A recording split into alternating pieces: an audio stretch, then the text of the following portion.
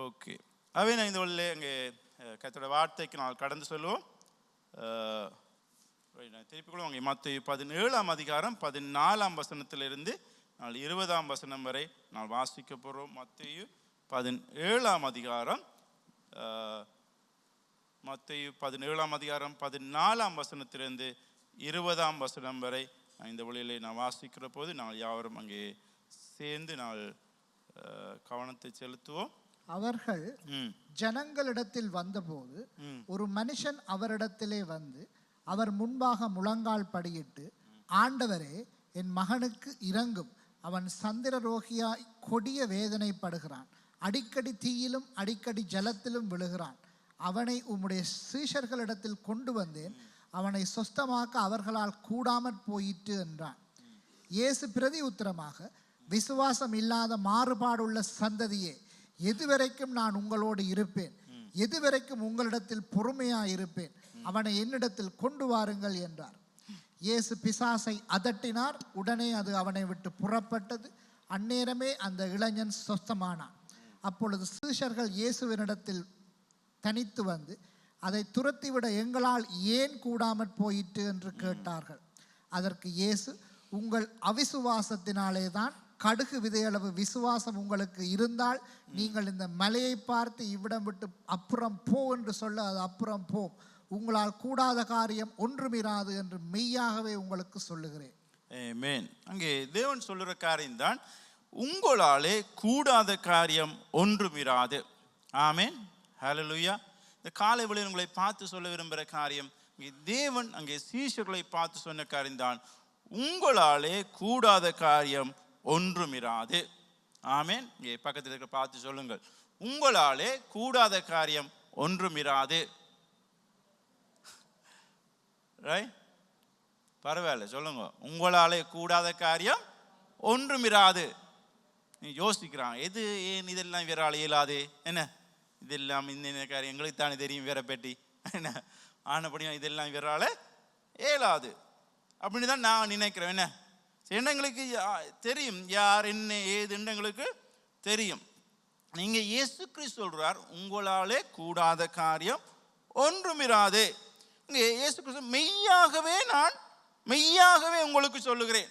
இயேசு கிறிஸ்து சில இடங்கள்ல அங்கே மெய்யாக, இங்கே இல்லாவிட்டா அதை சொல்லுற காரியத்தை அங்கே வலியுறுத்தி சொல்லுகிறதுக்காக, இல்லாவிட்ட சொல்லுற காரியத்தை அங்கே அவங்களோட மனதில் பதிந்து கொள்ளணும், அதாவது அதை சொல்லுவதற்காக இயேசு கிறிஸ்து சொல்லுகிறார், மெய்யாகவே உங்களை சொல்லுவேன், மெய்யாகவே நான் உங்களை சொல்லுவேன். சில காரியங்களை சொல்லுகிறதை காணக்கூடிய இங்கேயும் அங்கே அப்படியான ஒரு பதத்தை பாவித்து தான் சொல்கிறார், மெய்யாகவே நான் உங்களுக்கு சொல்லுகிறேன். என்ன சொல்றார்? உங்களாலே கூடாத காரியம் ஒன்றுமிராதே. ஆமென், ஹல்லேலூயா. உங்களால் கூடாத காரியம் ஒன்றும் இல்லை. இதாக இருக்குதா இந்த காலை வேளையில? இதா யோசிக்கிறேன், இது என்னால் கூடாதுன்னு சொல்லி இல்லை. ஒரு விசைக்காரங்களை உயர்த்தி நான் சொல்லுவோம், ஆண்டவரே, என்னாலே கூடாத காரியம் ஒன்றும் இல்லைன்னு சொல்லுவோம். ஹல்லேலூயா. நன்றி ஆண்டவரே, ராஜாமை துதிக்கிறோம். இந்த காலை வேளையிலும் ஆண்டவரே, தேவனே, உமது வார்த்தையை நான் பிடித்து கொள்கிறோம். நீர் சொன்னீர் கர்த்தாவே, உங்களாலே கூடாத காரியம் ஒன்றுமிராது என்று சொன்னது போல ஆண்டவரே, இந்த காலை வேளையில் நம்புகிறோம், உம்முடைய வார்த்தையை பிடித்து கொள்கிறோம் கர்த்தாவே சுவாமி. ஹல்லேலூயா. நன்றி ஆண்டவரே, நன்றி கர்த்தாவே சுவாமி.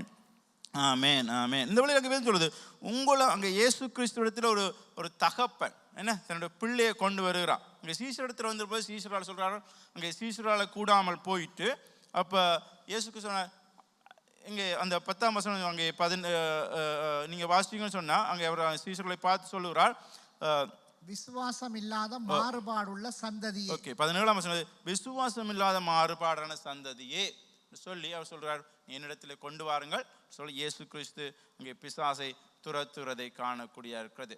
அவர் என்ன சொல்றார்? இதுக்கு நீங்க உங்களால கூடாத காரியம் ஒன்றும் இராது. ஆனா ஒன்று அவர் எதிர்பார்க்கிறார். என்ன சொல்றார்? அதற்கு இயேசு 20ஆம் வசனம், உங்கள் விசுவாசத்தினால் தானே, உங்கள் அவிவிசுவாசத்தினால் தானே, கடுகு விதை அளவு விசுவாசம் உங்களுக்கு இருந்தால் நீங்கள் இந்த மலையை பார்த்து இந்த இடத்தை விட்டு அப்புறம் போ என்று சொன்னால் அப்புறம் போகும். ஆமென். இயேசு கிறிஸ்து என்ன எதிர்பார்க்கிறார்? உங்களிடத்தில் விசுவாசம் இருக்க வேண்டும் என்று எதிர்பார்க்கிறார். அதைத்தான் எதிர்பார்க்கிறார். அப்ப அது எவ்வளவுன்னு சொன்னா அது ஒரு எங்களுக்கு எவ்வளவு பிரச்சனை எங்களுக்கு முன்பதாக இருக்கிறதோ, இல்லை எங்களுக்கு முன்பதாக எவ்வளவு சவால் இருக்கிறதோ, இல்லாவிட்ட எங்களுக்கு முன்பதாக ஒரு 10 லட்சம் கடன் இருக்கிறதோ, அப்ப அந்த அளவு எங்களுக்கு விசுவாசம் இருக்கணும், அதை தகர்க்கத்தக்கதாக அப்படின்னு தேவன் சொல்லல. ரைட்? உங்களுக்கு முன்பதாக எப்படிப்பட்ட காரியம் இருந்தாலும் பரவாயில்லை, ஆனா தேவன் எதிர்பார்க்கிறார் உங்களிடத்தில் கடுகளவு விசுவாசம் இருந்தால் போதும். அதைத்தான் தேவன் எதிர்பார்க்கிறார். அப்ப நீங்கள் எங்களுக்கு முன்பதான் இருக்கிற காரியங்களை நாங்கள் சிந்தித்து எண்ணிக்கொண்டு இருக்கிறோமே ஒழிய, இல்லை எங்களுக்கு எதை நாங்கள் முகம் கொடுக்கிறோம், எங்களுக்கு சவால்கள் என்னென்று நான் யோசிக்கிறோமே ஒழிய, ஆனால் தேவன் அந்த அளவு எங்களிடத்தில் எதிர்பார்க்கல. தேவன் எங்களிடத்தில் எதிர்பார்க்கிறது கடுகளவு விசுவாசம் இருந்தால் போதும் என்று சொல்லுகிறதை காணக்கூடியதாக இருக்கிறது எனக்கு பிரியமானவர்களே. அப்ப இன்னைக்கு நான் உங்களுக்கு கடந்த இந்த ஜனவரி நான் சொன்னேன், முதல் வாரத்தில் இங்கே விசுவாசம் என்ற ஒரு ராடரில் பார்க்குற மாதிரி, என்ன ஒரு கப்பலோ இல்லாட்டி பிளேனோ போகிற போது நாங்கள் அங்கே இயற்கை கண்களால் எங்களுக்கு பார்க்க முடியாது எங்களுடைய திசை இல்லாவிட்ட நான் போக வேண்டிய அடைய வேண்டிய இடத்தை. ஆனால் அந்த ராடரில் பார்க்குற போது தான் அது தெரியும் நாங்கள் போக வேண்டிய இடத்தை காணக்கூடும். அப்படிப்பட்டது தான் விசுவாசம். அதே போல தான் இன்றைய நாள் உங்களை பார்த்து சொல்லுவேன், விசுவாசம் என்றது டைனமைட் மாதிரி. ரைட்? இங்கே டைனமைட் நீங்கள் பார்த்தீங்கன்னு சொன்னால் அங்கே மீன் பிடிக்கிறதுக்கு பாய்ப்பார்கள். சரி, அங்கே டைனமைட் அங்கே அது வெடிச்ச உடனே என்ன நடக்கும்னு சொன்னால் நிறைய மீன்கள் அங்கே அதை சுற்றி செத்து போயிருக்கும். ரைட்? இங்கே மீன்கள் செத்து போன மீன்கள் எல்லாவற்றையும் அவர்கள் சேர்த்து பிடித்து கொள்ளுவார்கள். இல்லைன்னு சொன்னால் அந்த சத்தத்துக்கு அந்த மீன்கள் எல்லாம் ஒரு இடத்துல கூடும். ரைட்? கூடுகிற போது அந்த மீன்களை பிடிக்கிறதுக்கு இலகுவாக இருக்கும். வேண்டிக்கு விசுவாசமும் அப்படிப்பட்டது ஒன்று தான். இல்லை நீங்கள் இப்போ பெரிய மலைகளை தகர்க்கிறதுக்கு, பாறைகளை தகர்க்கிறதுக்கு பெரிய ஒரு வெடியை கொண்டு போடுறது இல்லை. ரைட்? சின்ன ஒரு வெடியைத்தான் வைப்பாங்க. ஆனால் அதில் தான் அந்த பெரிதான பாறை கூட சிதைவடைந்து இல்லாவிட்ட அது உடைந்து போகிறதை காணக்கூடியதாக இருக்கிறது. விசுவாசமும் அப்படித்தான். ரைட்? ஒரு டைனமைட் மாதிரி தான். ஸோ அந்த உங்களிடத்தில் தேவன் எதிர்பார்க்கிறார் அந்த சிறிய அளவு கடுகளவு விசுவாசம் எங்கள்கிட்ட இருக்க வேண்டும் என்று சொல்லி, அதை கொண்டுதான் கர்த்தர் பெரிய காரியங்களை செய்கிற தேவனாக காணப்படுகிறதை காணக்கூடியதாக இருக்கிறது. அங்கே தேவன் சொல்றாரு எங்களுக்கு அங்கே உங்களுக்கு அங்கே ஏன் பிசாசு துரத்த முடியாமல் போனன்னு சொன்னாலும் அங்கே சொல்றாரு எங்களுடைய அவிவிசுவாசத்தினால தான் அங்கே பிசாசை துரத்த முடியாமல் போயிட்டுன்னு சொல்லி இங்கே சொல்றாங்க. இந்த இங்கே இயேசு பிரதித்துவம் விசுவாசம் இல்லாத மாறுபாட சந்ததியே. இங்கே பார்த்தீங்கன்னு சொன்னால் ஆண்டவர் 10ஆம் அதிகாரம் 1ஆம் வசனத்தை வாசிச்சிங்கன்னு சொன்னால், இதே மத்தேயு 10ஆம் அதிகாரம் 1ஆம் வசனத்தை வாசிக்கிற போது, அப்பொழுது அவர் தம்முடைய 12 சீஷர்களையும் தம்மிடத்தில் வரவழைத்து அசுத்த ஆவிகளை துரத்தவும் சகல வியாதிகளையும் சகல நோய்களையும் நீக்கவும் அவர்களுக்கு அதிகாரம் கொடுத்தார். அங்கே நீங்க பார்த்தீங்கன்னு சொன்னா, இங்கே அவர் இயேசு கிறிஸ்து ஏற்கனவே இங்கே சீஷர்களை அழைத்து, சீஷர்கள் தம்மிடத்து வரவழைத்து அசுத்த ஆவிகளை துரத்தவும் சகல வியாதிகளையும் சகல நோய்களையும் நீக்கவும் அவர்களுக்கு அதிகாரம் கொடுத்தார். தேவனுடைய ராஜ்யத்துடைய வல்லமையை தேவன் தம்முடைய சீஷர்களுக்கு கொடுத்தார் என்று காணக்கூடியதாக இருக்கிறது. ரைட்? அப்ப இங்க இயேசு கிறிஸ்து இங்க என்ன சொல்றார், அவர்களுக்கு அங்கே வல்லமையும் அதிகாரத்தை கொடுத்தும் அவர்கள் அதை செய்ய முடியாத ஒருவர்களாக காணப்படுகிறார்கள். ரைட்? அவர்களுக்கு அந்த அந்த வல்லமை அந்த நேரத்தில் அந்த பிசாசு துரத்தத்தக்கதான வல்லமை உணர்ந்து கொள்ள முடியாதவர்கள், ஒரு ஆவிக்குரிய சூழலை அவர்கள் காண முடியாதவர்களாக இருக்கிறதை கண்டுதான் அங்கே சொல்றாங்க. அங்கே இயேசு கிறிஸ்து சொல்கிறார் அந்த அங்கே 7ஆம் அதிகாரத்தில் அங்கே இயேசு அங்கே உங்கள் விசுவாசத்தினாலே தான் இது முடியாமல் போயிட்டு, ஏன்னா ஏற்கனவே இயேசு கிறிஸ்து அவர்களுக்கு அந்த வல்லமையும் அதிகாரத்தையும் கொடுத்தவராக காணப்படுகிறார். ஆனால் இவர்களுக்கு அந்த பிசாசை துரத்த முடியாமல் போனது. ஆனால் எனக்கு பிரியமான இந்த காலை வேளை உங்களை பார்த்து சொல்ல விரும்புகிற காரியம்தான், தேவன் சில காரியங்களை ஏற்கனவே எங்களுக்குள்ளே வைத்திருக்கிறார். ஆமென், ஹல்லேலூயா. உங்கள் ஒவ்வொருவருக்குள்ளேயும் தேவன் தமது காரியத்தை ஏற்கனவே அங்கே வைத்திருக்கிற காணப்படுகிறார். அங்கே நீங்கள் பார்த்தீங்கன்னு சொன்னா, அங்கே ஆதியாம் 1ஆம் அதிகாரத்தை வாசிக்கிறப்போ, ஆதியாம் 1ஆம் 26, 27 வாசிக்கிற போது, பின்பு தேவன் நமது சாயலாகவும் நமது ரூபத்தின்படியேயும் மனுஷனை உண்டாக்குவோமாக. அவர்கள் சமுத்திரத்தின் மச்சங்களையும் ஆகாயத்து பறவைகளையும் மிருக ஜீவன்களையும் பூமி அனைத்தையும் பூமியின் மேல் ஊறும் சகல பிராணிகளையும் ஆளக்கடவர்கள் என்றார். தேவன் தம்முடைய சாயலாக மனுஷனை சிருஷ்டித்தார். அவனை தேவ சாயலாகவே சிருஷ்டித்தார். ஆணும் பெண்ணுமாக அவர்களை சிருஷ்டித்தார். தேவன் தமது சாயலாகவும் தமது ரூபத்தின்படியும் எங்கள் ஒவ்வொருவரையும் சிருஷ்டித்தவராக காணப்படுகிறார். ஆமென், ஹல்லேலூயா. ஏற்கனவே நாங்கள் தேவனுடைய சாயலையும் அவருடைய ரூபத்தின்படி சிருஷ்டிக்கப்பட்டவளாக இருக்கிறோம். அப்ப அவருக்குள்ள இருக்கிற அந்த ஆற்றல், அந்த திறன் எங்களுக்குள்ள இருக்கிறது. நாங்கள் பாவத்தின் நிமித்தம் இல்லாவிட்டால் பிசாசுக்கு கீழ்ப்படிந்ததினாலே நாங்கள் எங்களை விட்டு அவைகள் அகன்று போயினவைகளாக காணப்படுகிறது. மீண்டும் நாங்கள் கிறிஸ்துவை ஏற்றுக்கொண்டு நாங்கள் தேவனுடைய ராஜ்யத்துக்குள்ள வருகிற போது அதற்கு நாங்கள் சொந்தக்காரராக மாறுகிறவர்களாக இருக்கிறோம். இந்த காலை வேளையில் நாங்கள் ஒவ்வொரு கிறிஸ்துவை சொந்த ரட்சராக ஏற்றுக்கொள்ளுகிற போது நாங்கள் விளங்கிக் கொள்ளணும், நாங்கள் ஒவ்வொருத்தரும் நம்முடைய சாயலும் அவருடைய ரூபத்தின்படியும் சிருஷ்டிக்கப்பட்டவர்கள். அவருடைய ஆற்றல், திறன்கள் எல்லாவற்றோடும் நாங்கள் காணப்படுகிற ஜனங்களாக இருக்கிறோம். ஆனபடினாலே தேவன் எங்களுக்குள்ளே அந்த அந்த திறனை, ஆற்றலை அங்கே வைத்தவராக காணப்படுகிறார். அப்போ இங்கே இயேசு கிறிஸ்து இங்கே சொல்லுகிற போது நீங்கள் அவிசுவாசம் அங்கே நீங்கள் விசுவாசிக்காமல் போனது என்னன்னு சொல்லி காணக்கூடியதாக இருக்கு. அதே போல தான் நீங்கள் பார்த்தீங்கன்னு சொன்னால் அங்கே பழைய ஏற்பாட்டில் அங்கே கானானுக்குள்ளே பிரவேசிக்க போன போது பிரவேசிக்க போக முடியாமல் போனதுக்கு என்ன காரணம்? அங்கே 10 பேரும் அங்கே விசுவாசிக்காதனால தான் அவர்களுக்கு போக முடியாமல் போனது. இங்கே அந்த அந்த அந்த விசுவாசம் இல்லாத சந்ததி, ரைட், இங்கே போக முடியாமல் போனதுக்கான காரணம் அவர்கள் தேவனை நம்பாதனாலே அங்கே 2 நாள் காணக்கூடியதாக இருக்கிறது. அவங்க இயேசு கிறிஸ்து இவர்களையும் பார்த்து அதைத்தான் அங்கே சொல்லுறதை காணக்கூடியதாக இருக்கிறது. மத்தேயு 17ஆம் அதிகாரத்தில் சொல்லுற போகிறார், இங்கே விசுவாசம் இல்லாத மாறுபாடான சந்ததியே. அதே போல நான் கடந்த முறை நான் சொல்ல போனேன், பேதுரு அங்கே தண்ணீரில் நடக்கிற போது இயேசுவை நம்பி நடந்தான். ஆனால் கொஞ்சம் தூரம் போன போது அவன் அங்கே எல்லாவற்றை சூழலை பார்க்குற போது அவன் மூழ்கி போனான்னு சொன்னார். அற்ப விசுவாசி என்று இயேசு கிறிஸ்து அவனை தூக்கி விடுகிறது. விசுவாசம் என்று பேசுகிற போது இங்கே அவிவிசுவாசம் இங்கே கூட வருகிறதை நான் காணக்கூடியதாக இருக்கிறது. மத்தேயு 6ஆம் அதிகாரத்திலே அங்கே 6ஆம் வசனம் சொல்லுகிறது, அங்கே இயேசு கிறிஸ்து அங்கே சொந்த ஊரிலே அதிகமான காரியங்கள் செய்ய முடியாமல் போனது என்று சொன்னால் அங்கே இருந்த அங்கே அவிவிசுவாசத்தின் நிமித்தம் என்று வேதம் சொல்லுறதை காணக்கூடியதாக இருக்கிறது. எனக்கு பிரியமான இந்த காலை வேளையிலே தேவன் உங்களை பார்த்து சொல்லுற காரியம் உங்களாலே கூடும். ஆமேன், ஹல்லேலூயா. உங்களாலே கூடும், ரைட். அங்கே சொல்ல உங்களாலே கூடாத காரியம் ஒன்றும் இராது. ஆமேன், ஹல்லேலூயா. உங்களாலே கூடாத காரியம் ஒன்றும் இராது. ஆமேன். நீங்க நம்புறீங்களா? நீங்க நித்திர கொண்டாலும் பரவாயில்ல, ரைட், விழித்திருந்து கேட்டுக்கொண்டிருந்தாலும் தேவனுடைய வார்த்தை உண்மையானது. ஆமேன், ஹல்லேலூயா. உங்களை பார்த்து நான் சொல்ல விரும்புகிறேன், உங்களாலே கூடாத காரியம் ஒன்றும் இராது, ரைட், இந்த பூமியிலே. ஏன்னு சொன்னா நீங்கள் நீங்கள் நீங்கள் விசுவாசம் அங்கே கர்த்தர் மேலே வைத்தவைகளா இருக்கிறது. ஆமேன், ஹல்லேலூயா. அப்ப என்ன நாங்கள் காண விரும்புகிறோம்? அங்கே நாங்கள் தேவன் மேலே தான் எங்களுடைய நம்பிக்கை, விசுவாசம் காணப்படுகிறது. அவருடைய சாயலில் அவருடைய ரூபத்தின் படிக்கப்பட்ட ஜனங்களாக இருக்கிறோம். தேவன் மேலே எங்களுடைய விசுவாசம் காணப்படுகிறவர்களாக இருக்கிறோம். தொடர்ந்து நான் பார்ப்போம் அதை குறித்து. அங்கே இன்னும் லூக்கா 7ஆம் அதிகாரம் 9ஆம் வசனம் சொல்லுகிறது. அங்கே அங்கே 7ஆம் அதிகாரத்தை நீங்கள் தொடக்கத்திலிருந்து வாசிக்கிற போது அங்கே ஒரு 100க்கு அதிபதி தன்னுடைய அதிகமாக நேசித்த வேலைக்காரன் வியாதிப்பட்டிருக்கிற போது மூப்பர்களை அழைத்து அனுப்புகிறான். இயேசு அண்டையில் போய் இயேசுவை கூட்டிட்டு வாங்கன்னு சொல்லி.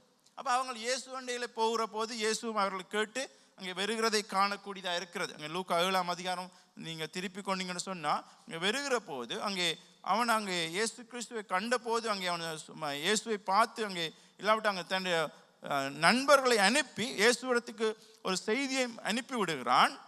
இங்கே பார்த்தீங்கன்னு சொன்னால் இங்கே 7ஆம் வசனம் சொல்லுகிறது, நான் உம்மிடத்தில் வரவும் என்னை பாத்திரனாக எண்ணவில்லை, ஒரு வார்த்தை மாத்திரம் சொல்லும், அப்பொழுது என் வேலைக்காரன் சொஸ்தமாவான். நான் அதிகாரத்துக்கு கீழ்ப்பட்டவனாக இருந்தும் எனக்கு கீழ்ப்பட்டிருக்கிற சேவகரும் உண்டு. நான் ஒருவனை போவென்றால் போகிறான், மற்றொருவனை வாவென்றால் வருகிறான். என் வேலைக்காரனை இதை செய் என்றால் செய்கிறான் என்று நான் சொன்னதாக சொல்லுங்கள் என்று அவர்களை அனுப்பினான். 9ஆம் வசனம். இயேசு இவைகளை கேட்டு அவனை குறித்து ஆச்சரியப்பட்டு திரும்பி தமக்கு பின் செல்லுகிற திரளான ஜனங்களை நோக்கி, இஸ்ரவேலருக்குள்ளும் நான் இப்படிப்பட்ட விசுவாசத்தை காணவில்லை என்று உங்களுக்கு சொல்லுகிறேன் என்றார். ஆமென். இங்கே அவனுக்கு தெரியும், அவன் ஒரு அதிகாரியா இருந்தபடினாலே தன்னுடைய அதிகாரம் என்ன, தனக்கு கொடுக்கப்பட்ட வல்லமை என்ன என்று சொல்லி அவனுக்கு தெரிந்திருந்தது. ரைட்? ஆனப்படினால்தான் இங்கே அவன் சொல்லுறான், ஒரு போண்டா போகிறான், ஒரு வாண்ட வான் இதை செய்யுண்டால் அவன் செய்கிறவனாக காணப்படுகிறான் என்று அவன் சொல்லி அங்கே அங்கே அங்கே அங்கே அவனை இயேசு, நீர் வெறுகிற தேவையில்லை, ஒரு வார்த்தை மட்டும் சொல்லும், அப்பொழுது என்னுடைய வேலைக்காரன் சொஸ்தமாவான் என்று அங்கே சொல்லு. ஒரு வார்த்தை மாத்திரம் சொல்லும், அப்பொழுது என் வேலைக்காரன் சொஸ்தமா. ஏன்னா அவனுக்கு தெரியும் தன்னுடைய அதிகாரம், தன்னுடைய வல்லமை எப்படிப்பட்டது என்று சொல்லி அவன் அறிந்தவனாக இருக்கிறபடினாலே. அப்போ இந்த விசுவாசத்தை கண்டுதான் ஆண்டவர் இயேசு கிறிஸ்து அங்கே பார்த்து சொல்லுகிறார். அவனை பார்த்து அங்கே அங்கே அங்கே இயேசு தன்னுடைய இருந்தவர்களை பார்த்து திரளான ஜனங்களை நோக்கி, இஸ்ரவேலுக்குள்ளே நான் இப்படிப்பட்ட விசுவாசத்தை காணவில்லை என்று சொல்லி அங்கே இயேசு கிறிஸ்து சொல்லுகிறதை காணக்கூடியதாக இருக்கிறது. அதன் பின்புதான் நீங்கள் பார்த்தீங்கன்னு சொன்னால் அவர்கள் திரும்பி போகிற போது அங்கே வேலைக்காரன் சொஸ்தமானான் என்று வேதம் சொல்லுகிறது. ஆமென். அங்கே எனக்கு பிரியமான இந்த காலையில் உங்களை பார்த்து சொல்ல விரும்புகிறேன், தேவன் எங்களிடத்திலையும் அதே விசுவாசத்தை எதிர்பார்க்கிறான். ஏன்னா ஏற்கனவே எங்களுக்கு ஒரு சில அதிகாரங்கள், ஏற்கனவே ஒரு சில காரியங்களை கர்த்தர் எங்களுக்குள்ளே வைத்தவராக காணப்பட, ரட்சிக்கப்பட்டு தேவனுடைய சமூகத்திற்கு வருகிற போது தேவன் எங்களுக்கு அதை கொடுத்தவராக காணப்படுகிறார். ஆமென். ஹல்லேலூயா. அங்கே சீஷர்கள் கூட நீங்கள் புறப்பட்டு போய் சகல ஜாதிகளை அங்கே சுவிசேஷம் அறிவித்தவர்களை பிதா குமாரன் பரிசுத்த ஆவியினாலே ஞானஸ்நானம் கொடுங்கள் என்று சொல்லப்பட்டிருக்கிறது. மாற்கு கடைசி அதிகாரம் கடைசி வசனம் சொல்லுகிறது, அங்கே அவர்களுக்கு அங்கே விசுவாசத்தினால் நடக்கும் அடையாளங்கள் யாவன் என்று சொல்லி வேதம் சொல்லுகிறதை காண. தேவன் எங்களுக்கு ஏற்கனவே சில காரியங்களை, சில அதிகாரங்களை, சில வல்லமைகளை எங்களுக்கு கொடுத்தவராக காணப்படுகிறார். இப்போ தேவன் அங்கே அவர்களை அறிந்தவர்களாக நான் கிரியை செய்ய வேண்டியவர்களாக காணப்படுகிறோம். அங்கே அதற்கான விசுவாசம் எங்களுக்குள்ளே இருக்கிறதை காணக்கூடியதாக இருக்குது. இங்கே அதைத்தான் அவர் சொல்லுகிறார். இங்கே அவனை பார்த்து அவனுக்குள்ள இவ்வளவு விசுவாசம், அவன் ஒரு அந்நியன், ஒரு யூதன் அல்ல, ரைட்? அங்கே புறஜாதியான். இங்கே அவனை குறித்து சொல்கிற போது இஸ்ரவேலுக்குள்ளேயே இப்படிப்பட்ட ஒரு விசுவாசம் உள்ளவனை நான் காணேன் என்று சொல்லுகிறதை காணக்கூடியதாக இருக்கிறது. எனக்கு பிரியமானவர்கள், எங்களை பார்த்து சொல்கிற போது அதைத்தான் எங்களுக்கு சொல்ல வேண்டும். எங்களை பார்த்து இங்கே ஒவ்வொருத்தரும் ஒவ்வொரு காரியங்களை பேசலாம், ரைட்? ஆனால் அங்கே இயேசு கிறிஸ்து சொன்னது போல இப்படிப்பட்ட விசுவாசம் உள்ளவனை நான் காணவில்லை என்று சொல்லி, ரைட்? உங்களிடத்தில் இருக்கிற விசுவாசம் பெரிய காரியங்களை செய்யக்கூடியதாக இருக்கிறது, ரைட்? அவை நாங்கள் விளங்கிக் கொள்ள வேண்டும். அங்கே எபிரேயர் 11ஆம் அதிகாரம் நீங்கள் 2ஆம் வசனத்தை வாசிக்கிற போது, எபிரேயர் 11ஆம் அதிகாரம் 2ஆம் வசனத்தை வாசிக்கிற போது,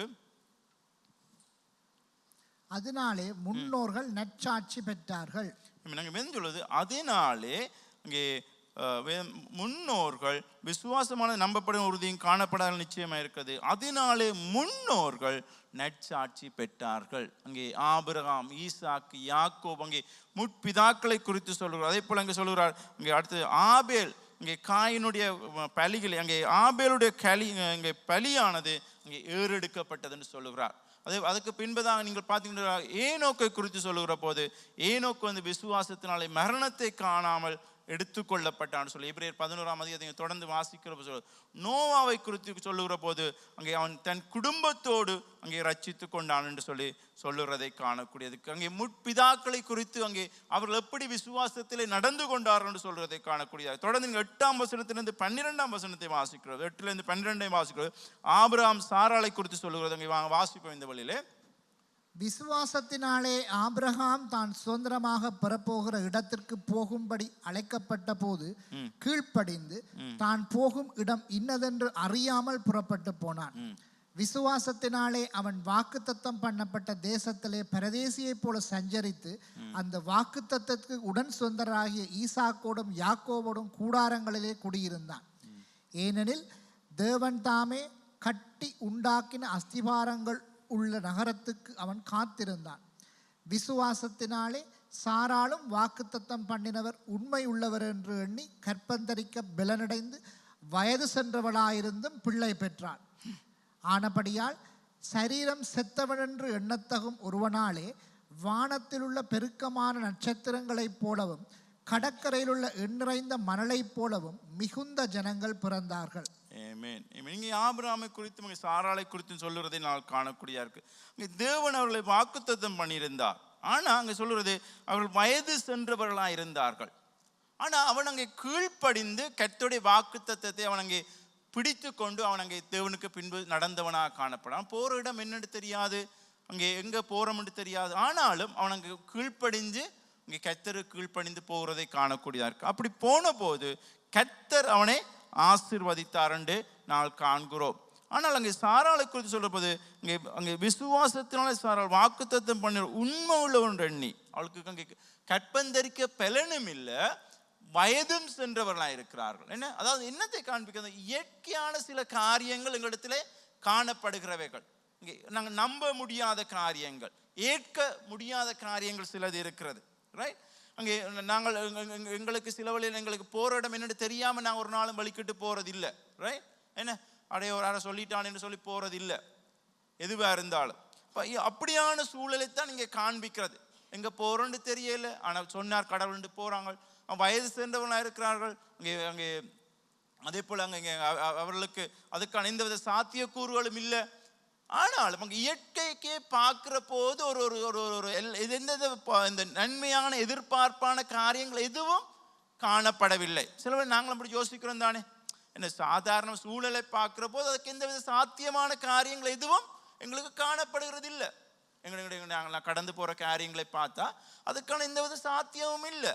இதை நீங்கள் எடுத்துக்கொண்டாலும் உங்களுடைய வாழ்க்கை எடுத்துக்கொண்டீங்கன்னு சொன்னால் சில காரியங்களை யோசிக்கிறப்போ அதுக்கான எந்தவித சாத்தியமும் இல்லை. இயற்கையான சாதாரணமாக எண்ணங்கள் சிந்தனைகளே தோன்றுகிற காரியங்கள். அதில் எந்த வித நான் பார்த்தோம்னு சொன்னால் அது நம்புறது கொண்டும் இல்லை. இது இப்படித்தான் இருந்துட்டு போகுது, இது இப்படித்தான் நடக்க போகுது, இதுண்டா இப்படித்தான். நாங்கள் சில யதார்த்தமான காரியங்கள் சில முடிவுகளுக்கு நாங்கள் வெறுக்கிறவங்களாக இருக்கிறோம். ஏன்னு சொன்னால் அது அப்படித்தான் எங்களை சுற்றி அவர்கள் நடந்து கொண்டிருக்கிறவைகள். அங்கே சாராள் ஆபிரகாமோட வாழ்க்கையும் அதுதான். சாதாரண இயற்கையாக யோசிக்கிறப்போ அதுதான் அவருடைய நிலை. அதுல இருந்து அங்கே வெளியில வாரத்துக்கு கொண்டும் இல்லை.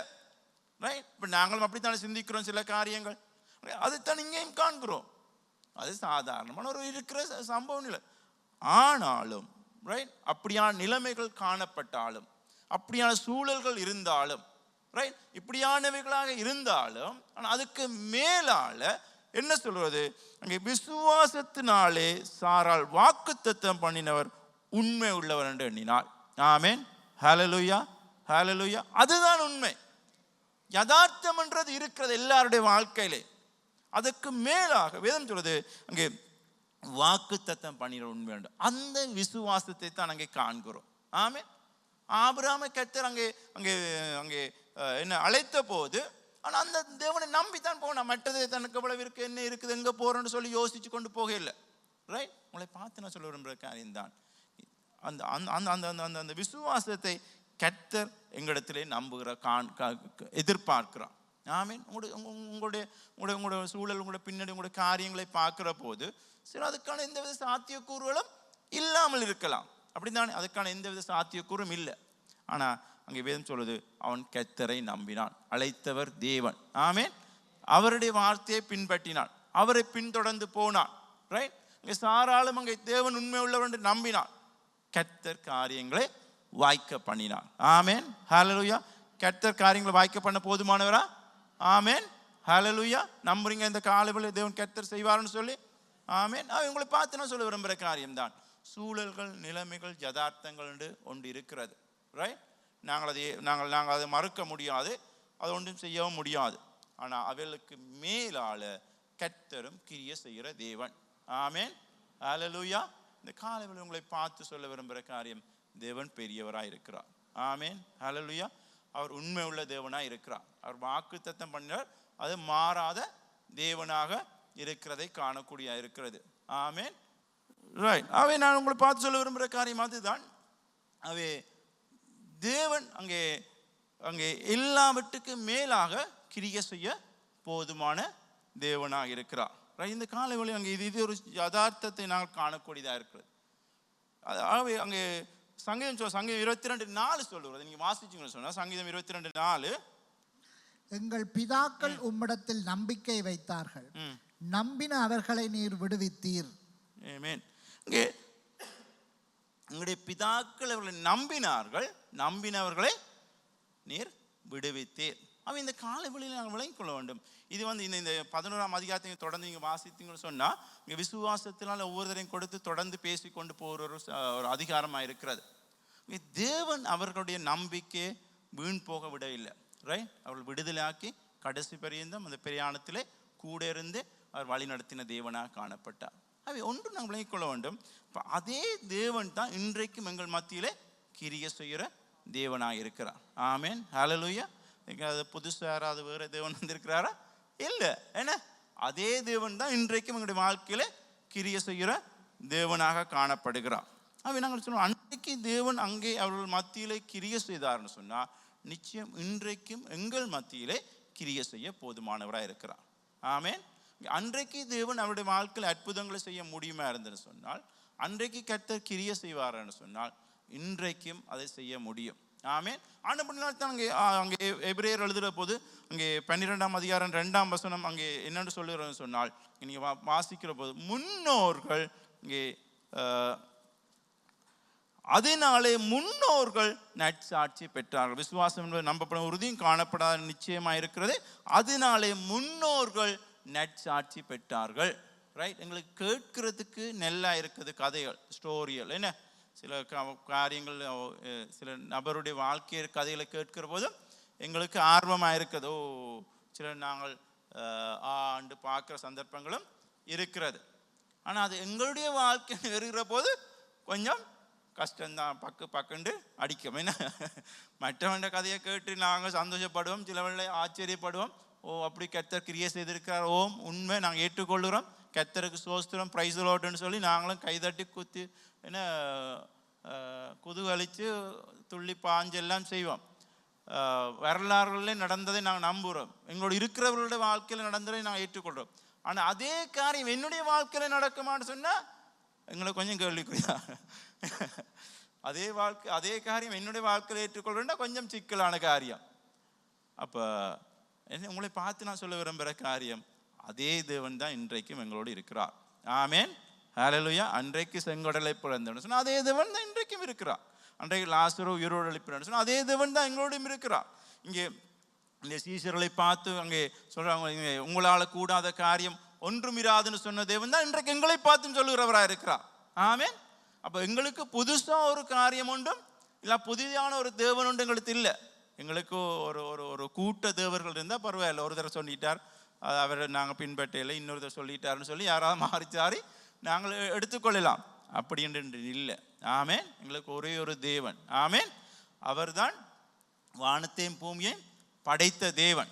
ரைட், அவர் தான் அல்பாவும் உமேக்காம், ஆதியும் அந்தவுமாக இருக்கிற தேவன். அவர் தான் தம்முடைய ஒரே பேரான குமாரனை இந்த உலகத்துக்கு அனுப்பினவராக காணப்படுகிறார். ஏன்? எங்கள் மேலே வைத்த அன்பின் நிமித்தம். ஆமென். நாங்கள் ஒவ்வொருத்தரையும் நேசிக்கிற நிமித்தம். தேவன் இந்த முழு உலகத்தையும் சிருஷ்டித்து மனுஷனை சிருஷ்டித்து, ரைட், அங்கே இறுதியில் மனுஷன் பாவம் செய்து தேவனை விட்டு தூரமாய் போன போது, ரைட், அவனை மீட்டு கொள்ளும்படியாக அங்கே தன்னுடைய ஒரே குமாரன் இந்த உலகத்துக்கு கொடுத்தவனாக காணப்படுகிறார். அதற்குனாக இன்றைக்கு நாங்கள் அவரை ஏற்றுக்கொள்ளுகிற போது அவருடைய பிள்ளைகளாக சுதந்திரவாளிகளாக நாம் காணப்படுகிறவர்களாக இருக்கிறோம். ஆமென், ஹல்லேலூயா. இந்த காலை வேளையில் எங்களுக்கு அந்த சலாக்கியத்தை தேவன் கொடுத்திருக்கிறார். ரைட், இப்போ அதே தேவன் தான் இன்றைக்கும் எங்கள் மத்தியிலே கிரியை செய்கிறவராக காணப்பட. புதிதாக ஒன்று இல்லை, புதிதாக ஒரு சக்தியோ புதிதாக ஒரு காரியமோ இந்த நாட்களில் கிரியை செய்கிறது அல்ல. ரைட், அவே இந்த நாள் எங்களிடத்தில் இருக்கிற வேதாவும் அதுதான். ரைட், அதே தேவனுடைய கதையை தான் எங்களுக்கு சொல்லுகிறதாய் காணப்படுகிறது. அவை எனக்கு பிரியமானவர்களே, ஆனால் அப்படின்னா இன்றைக்கு எங்களுடைய வாழ்க்கையிலையும் நாங்கள் ஏற்றுக்கொள்ள முடியும். ஆமென், ஹல்லேலூயா. நம்புறீங்களா? ரைட், இன்றைக்கும் எங்களுடைய வாழ்க்கையில ஏற்றுக்கொள்ள முடியுமானதாக காணப்படுகிறது.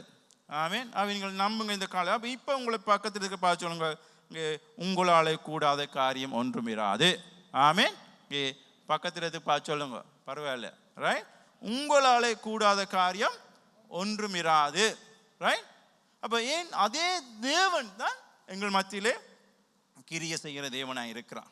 ஆமென். நான் உங்களை பார்த்து சொல்கிறேன், தேவன் உங்களாலே கூடாத காரியம் ஒன்றும் இராது என்று தேவன் சொல்றதை காணக்கூடியது. அவங்க தேவன் எங்களுக்கு எதிர்பார்க்கிற காரியம் என்ன? நாங்கள் தேவனிடத்தில் எங்கள் விசுவாசத்தை வைக்கிற ஜனங்களாக இருக்க வேண்டும், அவரை நம்ப வேண்டும். ரைட்? அங்கே அதே போல தான் இன்னும் ஒரு காரியத்தை அங்கே சொல்லப்பட்டிருக்குது. நீங்கள் வாசிப்பீங்கன்னு சொன்னால்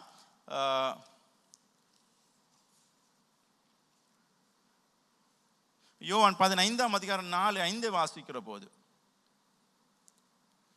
யோவான் 15:4-5 வாசிக்கிற போது, என்னில் நிலைத்திருங்கள், நானும் உங்களில் நிலைத்திருப்பேன். கொடியானது திராட்சை செடியில் நிலைத்திராவிட்டால் அது தானாய் கனி கொடுக்க மாட்டாதது போல நீங்களும் என்னில் நிலைத்திராவிட்டால் கனி கொடுக்க மாட்டீர்கள். நானே திராட்சை செடி, நீங்கள் கொடிகள். ஒருவன் என்னிலும் நான் அவனிலும் நிலைத்திருந்தால் அவன் மிகுந்த கனிகளை கொடுப்பான். என்னையல்லாமல் உங்களால் ஒன்றும் செய்யக்கூடாது. என்னை இல்லாமல் உங்களால் ஒன்றும் செய்ய கூடாது. இப்போ என்ன தேவன் சொல்லுகிறார்? உங்களால் கூடும் சில காரியங்கள் செய்கிறதுக்குன்னு சொல்கிறார். இன்னொரு பத்து சொல்கிறார், என்ன இல்லாமல் உங்களால் ஒன்றும் செய்ய கூடாது. இப்போ நாங்கள் ஒன்று விளங்கிக்கணும். இங்கே என்ன, உங்களால் உங்களால் செய்யக்கூடாத காரியம் ஒன்றும் இல்லை. என்னன்னு சொன்னால், ஒன்று நீங்கள் தேவனை நம்புகிறவனாக இருக்க வேண்டும், ரெண்டாவது தேவனை நீங்கள் நிலைத்திருக்க வேண்டும். ஆமாம். இல்லைவிட செடியானது கொடியோடு இணைக்கப்பட்டதாக காணப்பட வேண்டும். நிறைய நேரங்கள் அது இணைக்கப்படுகிறது இல்லை, அதுதான் நீங்கள் சொல்லுகிறது. அப்போ நீங்கள் இணைக்கப்படாமல் உங்களால் ஒன்றுமே செய்ய முடியாது. அதைத்தான் அவர் அங்கே சொல்லுகிறார். அங்கே ஒருவனும் என்னில் நிலைத்திராவிட்டா, அங்கே நானே திராட்சை செடி நீங்கள் கொடிகள், ஒருவன் என்னிலும் நான் அவனிலும் நிலைத்திருந்தால் அவன் மிகுந்த கனிகளை கொடுப்பேன். என்னை அல்லாமல் உங்களால் ஒன்றும் செய்ய கூடாது. நீங்கள் அதை வெட்டி விட்டீங்கன்னு சொன்னால் கொடியை, அது பட்டுடும் கொஞ்சம் நாளுக்கு போகிறது நேரம். இல்லாவிட்டா அது அந்த நேரமே அதுக்கும் எதுக்கும் எந்த இதுவும் இல்லை. கொஞ்சம் நேரம் பார்த்தா செழிப்பாக இருக்கும், பார்க்குறதுக்கு கனிகளும் இருக்கும். அது கொஞ்சம் நேரம் போக போக எல்லாம் கொட்டுண்டு போகிறது தான் நீங்கள் கண்டு கொள்ளலாம். ரைட்? ஆனால் இங்கே என்ன காண்கிறோம்? அப்போ உங்களால் அங்கே தேவன் இல்லாமல் ஒன்றும் செய்ய முடியாது. ஆனால் தேவன் இருக்கிற போது உங்களுக்கு காரியங்களை செய்ய முடியும். அதைத்தான் தேவன் சொல்லுகிறார். நீங்கள் தேவனை நம்புகிற போது, அவரை விசுவாசிக்கிற போது உங்களுக்கு காரியங்கள் செய்ய முடியும். அப்போ அதுக்கு என்ன செய்ய வேண்டும்? அவரோட இணைப்பு, அவரோட தொடர்பு எப்பொழுதும் இருந்து இருக்க வேண்டும். எப்பா இருந்துட்டு ஆண்டவரே என்று கூப்பிட்டு அங்கே சரி வராது. என்ன சில நான் அப்படி தான் சில நினைக்கிறோம், இங்கே கொட்டுண்டு போகிற நேரம் நினைக்கிறேன். அப்படி நினைக்கிறப்ப நீங்கள் நினைக்க வேணாம், கடவுள் கைவிடுவார், ஒரு நாள் கைவிடுறது இல்லை. ரைட்? நீங்கள் பார்த்தீங்கன்னு சொன்னால் பேதுரு சீஷர்கள் படகுல போகிற போது இயேசு கிறிஸ்து அங்கே அவர் தண்டு வலிக்கிறதே கஷ்டம் என்று கண்டு இயேசு கிறிஸ்து அவரிடத்தில் வந்தார். ஆமென், ஹல்லேலூயா. சீஷர்கள வேதனையை, பிரச்சனையை, கஷ்டத்தை கண்டு இயேசு கிறிஸ்து வந்தார். அவன் கூப்பிடல அந்த இடத்துல, இயேசுவே நீர் வேறம் என்று சொல்லி. ஆனால் இயேசு கிறிஸ்து அங்கே வந்தார்னு காணக்கூடியா இருக்கு. ஆமென், ஹல்லேலூயா. தேவன் ஒருபோதும் கைவிடுகிறவர் அல்ல ஒருவரையும். ஆமென். ஒருவரையும் ஒரு சூழலையும் தேவன் கைவிடுகிற தேவன் அல்ல. அவங்க ஆனால் ஒன்று நீங்கள் விளங்கிக் கொள்ள வேண்டும், அவரோடு இருக்கிற இணைப்பை தேவன் எங்களிடத்தில் எதிர்பார்க்கிறார். அப்போ அந்த இணைப்பு இல்லாமல், இல்லாட்ட அந்த உறவு இல்லாமல் எங்களுக்கு கிரியை செய்ய முடியாது. அதைத்தான் இங்கே சொல்லுகிறது. அவர் இல்லாமல் எங்களுக்கு ஒன்று, ஆனால் உங்களால் எல்லாம் செய்ய முடியும். ஆனால் அவரோட அந்த இணைப்பு இருக்கணும், அவருடைய இந்த நம்பணும், அவர் விசுவாசிக்கணும். தேவன் தான் இதை செய்தார். ஆமென். இதை செய்ய முடியும் அவருக்கு.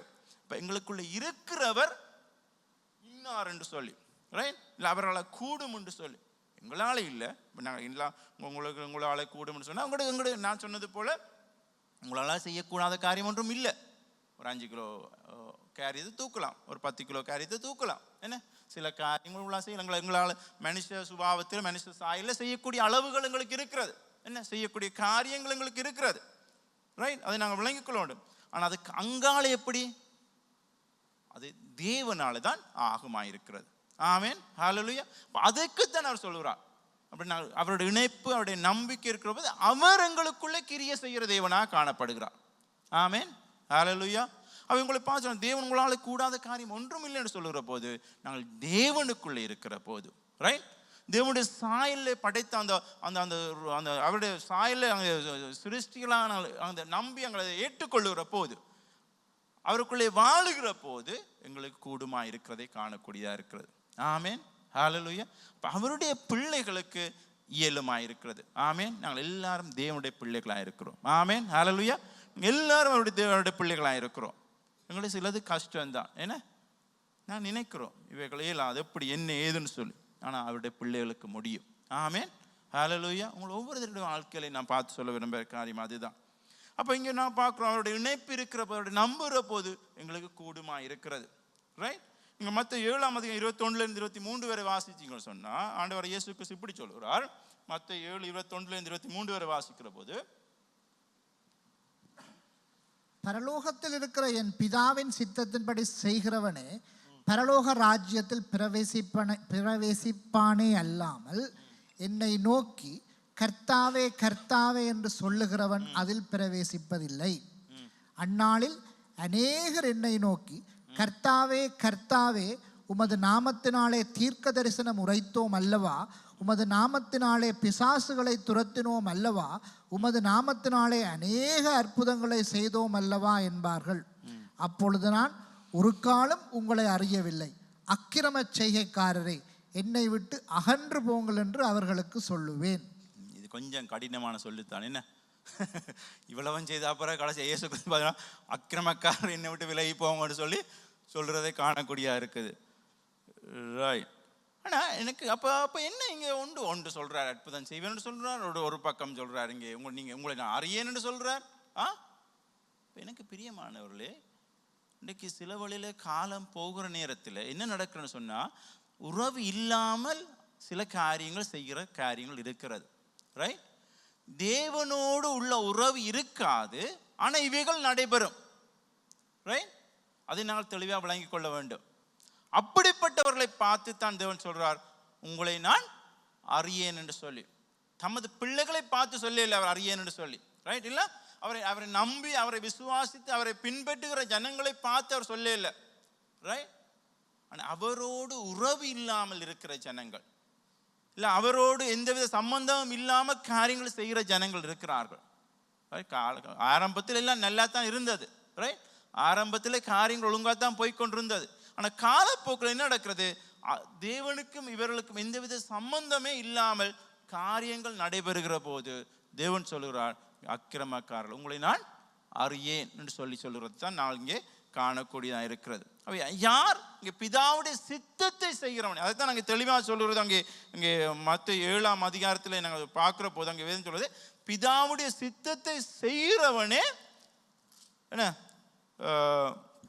பரலோக ராஜ்யத்தில் பிரவேசிக்க முடியும் என்று சொல்லி ஆண்டவர் இயேசு கிறிஸ்து அங்கே சொல்றார். பரலோகத்தில் இருக்கிற என் பிதாவின் சித்தத்தை செய்கிறவனே பரலோகத்தில் பிரவேசிப்பான். மற்றபடி சும்மா கத்தான்னு சொன்னா ஒன்றும் அங்கே நடக்க போறது இல்லை என்று சொல்கிறதை காண. பரலோக சித்தத்தை எப்படி அறிஞ்சு கொள்றது? ஏற்கனவே அறிஞ்ச கொஞ்சம் சில காரியங்களை வச்சு கொஞ்சம் நாளைக்கு ஓட்டி கொண்டு போகலாம். இப்போ பரலோக சித்தத்தை நாங்கள் அப்பப்போ அறிஞ்சு கொள்ளணும் தான். கொஞ்சம் நான் வேதம் வாசிக்கணும், கொஞ்சம் ஜெபிக்கணும், தேவனோட உறவில் காணப்படணும். அப்பொழுது தான் நாங்கள் காணக்கூடியதாக இருக்கிறது என்ன, அந்த பரலோக சித்தத்தை அறிந்து கொண்டு கிரிய செய்யத்தக்கதாக முடியுமா இருக்கிறது.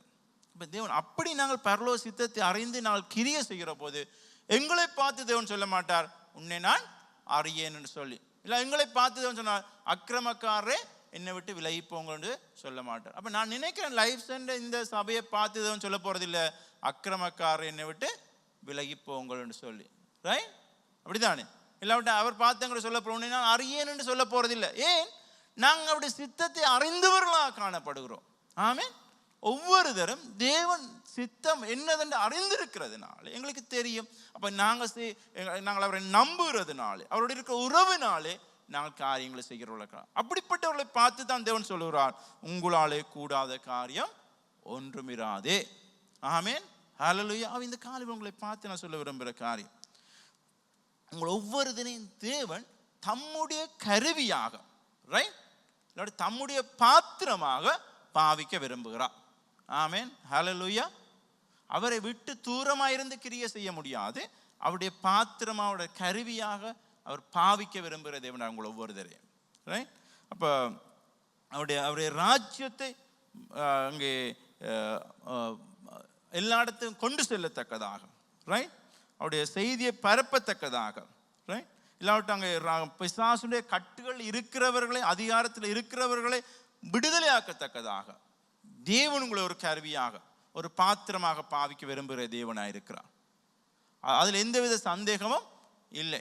ரைட். அப்போ நாங்கள் நம்ப வேண்டும். இந்த காலை வேளையிலே தேவன் எங்களை ஒவ்வொருத்தரையும் தமது கருவியாக, ரைட், இல்லாவிட்ட நாங்கள் அவருக்கு பாவிக்கப்படுகிற பாத்திரமாக இருக்க அவர் விரும்புகிற தேவனாக இருக்கிறார். எங்களுடைய வாழ்க்கையை நான் ஒப்பு கொடுக்க வேண்டும் இந்த காலை வேளையில், ரைட். தேவன் பாவிக்கிற பாத்திரமாக, ரைட். தேவன் நிச்சயம் ஒவ்வொருத்தரையும் பாவிக்க போதுமானவராக இருக்கிறார். நான் நம்புகிற போது, ரைட், அவருடைய உறவில் இருக்கிற போது, அவருடைய சித்தத்தை அறிந்து கொள்ளுகிற போது தேவன் எங்களுக்கு பாவிக்கிறார், அவருடைய கருவியாக, அவருடைய பாத்திரமாக. இன்னைக்கு இந்த காலையில் தேவன் எதிர்பார்க்கிற காரியம் என்ன? எங்கள் ஒவ்வொருடைய வாழ்க்கையிலும் எங்கள் ஒவ்வொருத்தரையும் கர்த்தர் தமக்கண்டு பாவிக்க விரும்புகிற ஒரு மனுஷனாக, நீங்கள் ஒவ்வொருத்தரும் தேவன் தம்முடைய சித்தத்தை நிறைவேற்றத்தக்கதா, தம்முடைய ராஜ்யத்தை விஸ்தரிக்கும்படியாக, ரைட், உங்களைத்தான் தேவன் பாவிக்க விரும்புகிறார். அதற்கான பாத்திரங்களாகத்தான் நீங்கள் தெரிந்து கொள்ளப்பட்ட ஜனங்களாக இருக்கிற இந்த காலை வேளையில். அப்போ அதிலிருந்து தேவன் ஒருபோதும் மாற போகிறதும் இல்லை, அதை விட்டு விலகிறதும் இல்லை. இப்போ நாங்கள் அவரை விசுவாசித்து அவரோட உறவில் இருக்கிற போது தேவன் வல்லமையாக எங்களை பாவிக்கிற தேவனாக இருக்கிறார். ஹல்லேலூயா. இந்த காலை உங்களை பார்த்து நான் சொல்ல விரும்புகிற காரியம் அதுதான், ரைட். அப்போ அப்படிப்பட்டு இருக்கிற போது தேவன் உங்களை பார்த்து சொல்கிறார், உங்களாலே ஆகாத காரியம் ஒன்றும் இராதே. ஆமென். ஹல்லேலூயா. அப்போ உங்களை ஒவ்வொருத்தரையும் பார்த்து சொல்கிற காரியம், உங்களால் ஆகாத காரியம் ஒன்றும் இராது.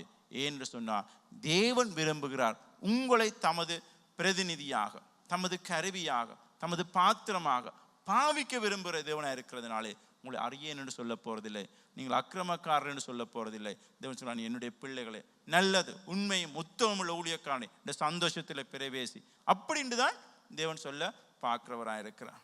அவன் இந்த காலையில் உங்களை பார்த்து கேட்குற விரும்புகிற காரியம், எங்களுக்கு முன்பாக இருக்கிற சவால்கள், எங்களுக்கு காரியங்கள் எப்படியா இருந்தாலும் தேவன் எங்களுக்கு அந்த கடுகளவு சிறிய விசுவாசத்தை எதிர்பார்க்கிற தேவனாக இருக்கிறார். ஆமென். ஹல்லேலூயா. அவை நான் இந்த வேளை யாரும் கர்த்தருடைய சமூகத்தில் எழுந்திருப்போம்.